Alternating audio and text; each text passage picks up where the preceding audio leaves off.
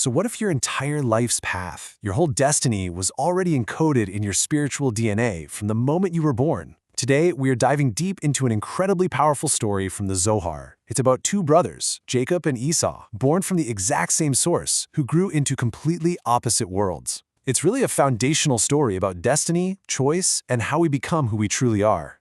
And it all kicks off with this single verse from Genesis. Now, on the surface, it seems pretty straightforward, right? It's just describing two brothers growing up. But for the mystics, for the Zohar, this was so much more. They saw a cosmic blueprint hidden in these words, a roadmap for how two souls, starting at the exact same point, can split onto radically different paths, and in doing so, shape all of future history. All right, so to really unpack this mystery, we're going to go on a 5-stage journey. We'll start at their shared beginning, we'll pinpoint the exact moment their paths fork forever, and then we'll decode the spiritual blueprint of their souls. After that, we'll even translate that ancient code into some modern analogies, and finally, we'll get to the most powerful lesson of all, that growth doesn't change you, it reveals you. So, let's begin at the source. Okay, let's start with this simple, almost cinematic picture of two boys. Just imagine them in their youth. They're born from the same womb, they're growing up under the same spiritual sun. For a little while, there's no division. There's just this one single shared field of pure potential. Think of them playing together in a field, and this field is just bathed in this powerful, holy light. That light is the spiritual energy, the immense merit of their grandfather, Abraham. And this isn't just about, family history or biology. The Zohar teaches that this is a direct flow of spiritual currency, an inheritance that sustains and nourishes both boys equally, with absolutely no distinction between them. So in the language of Kabbalah, this energy has a name. It's called chesed. It's the divine attribute of pure, boundless loving kindness, and it's embodied by their grandfather, Abraham. The best way to picture it is as a pure white light, a light that contains all possibilities. And in their youth, this is what feeds both Jacob and Esau, this unconditional, non-judgmental flow of spiritual energy. But here's the thing. This shared light, this unified field of potential, it was never going to last. Everything is about to change with a single word in that verse, a word that acts like a trigger, creating a permanent split in their reality. It's a fork in the road, and once they take it, there is no turning back. And that trigger word? It's vayigdalu, which means, and they grew. Now, for the mystics, this isn't just about getting taller or older. This word signifies a profound spiritual event. You see, growth is the force that takes all that hidden potential inside of us and demands that it becomes real. It forces our inner nature to finally show itself, to manifest in the world. And right here, you can see the two paths that just explode out of that moment of growth. On one side, you have Yaakov. He becomes an Ishtam, a complete, integrated man who dwells in the tents of study, of the inner world. His power is his voice. And on the other side, you have Esau. He becomes a man of the field, a hunter, all of his energy turned outward. His power is in his hands, in physical force. And the Kabbalistic sources get super specific about when this split happens. They pin it to the age of 13. And that's no accident, of course. That's the age of bar mitzvah. It's the moment a person becomes spiritually responsible for their own path, when their unique soul mission gets activated. Before 13, they're living in this state of shared potential, nourished by their family's merit. But at 13, an internal switch is flipped, and they have to start walking their own distinct road. So the big question is why? Why do they split so dramatically? Why in such opposite directions? Well, this is where the Zohar pulls back the curtain and shows us what's really going on underneath, their core spiritual engineering. It's not really a matter of simple choice. It's a matter of their essential spiritual DNA. Okay, so just to recap, remember the foundation for both of them is chesed, that pure white light of giving that comes from Abraham. That's their shared OS, their common ground. But Esau, his primary spiritual root isn't in chesed. His essence comes from the Sephirah of Gevurah. Now, Gevurah is the attribute of strength, of judgment, severity, and setting limits. It's a totally necessary force for creation, but if it's left unbalanced, it can manifest as harshness, as raw power, and its representative color is red. And this is where it just gets incredible.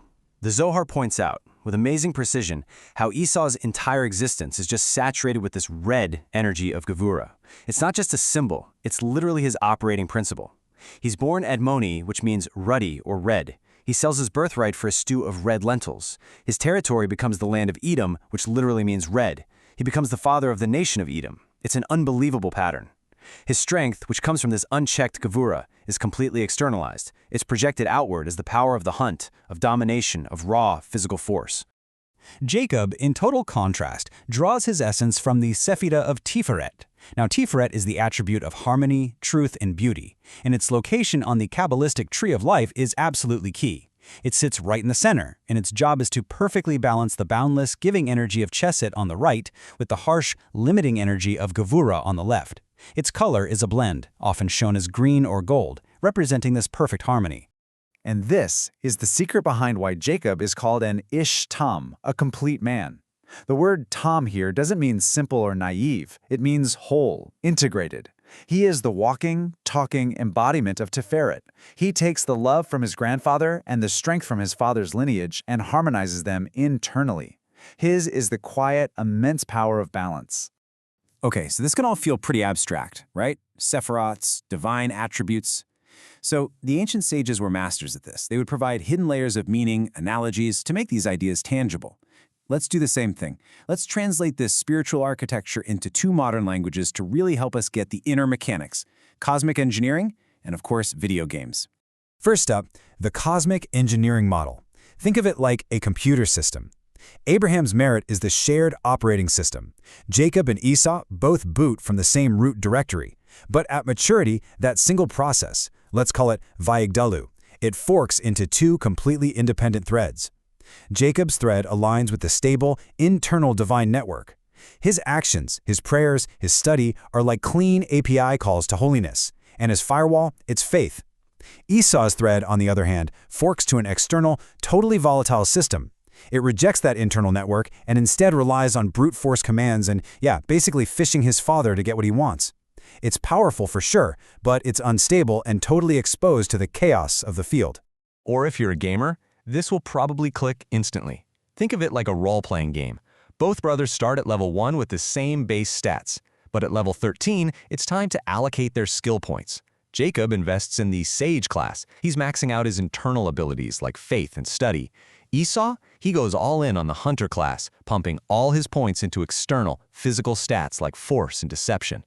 They start in the exact same place, but they choose completely different character builds based on their core unchangeable nature. So, this brings us to the crucial point, the idea that ties everything we've talked about together. This great divergence, this split, it was not an accident.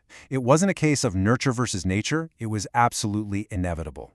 It was encoded into their very spiritual essence from the very beginning. Growth was simply the trigger that made the program run. You know, the mystics have this beautiful Aramaic saying for this exact idea. But sin mikefte yedia. A gourd is recognized from its blossom. In other words, the end is always embedded in the beginning. The fundamental spiritual genetics, the harmonious Tiferet of Jacob, and the raw external Gevurah of Esau, they were always there, just like the entire blueprint of a tree is already hidden inside a tiny seed. And this leads us to what is maybe the most profound conclusion of this entire explainer. Maturation doesn't change a person's essence, it reveals it. Growth is just the process. It provides the energy for our hidden latent soul root to finally become fully manifest in the world. What was potential in the child becomes the inescapable reality in the adult.